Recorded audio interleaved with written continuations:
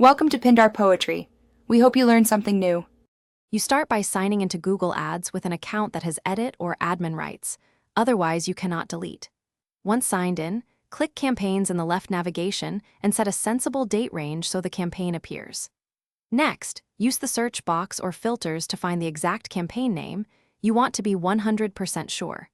Pause if necessary and confirm the account, since deleting is account-specific, and make sure no one else is editing the same campaign. Now you select the campaign checkbox and inspect status, budget, and any linked assets. This matters because deleting a campaign with shared budgets or active conversions can affect other parts of the account. Once done, pause active ads and detach shared budgets or asset groups if they should stay elsewhere. Make sure to review ad groups, negative lists, and extensions.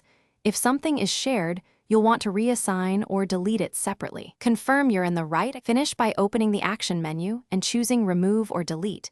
Google Ads will prompt you to confirm, so read the message carefully and confirm only when sure. Once removed, campaigns are typically archived and can sometimes be restored by viewing change history or drafts, so make sure to note the timestamp. If deletion fails, check your permissions, look for API or manager account locks, and verify billing status. These are the common blockers. If problems persist, contact account admin or support for a resolution.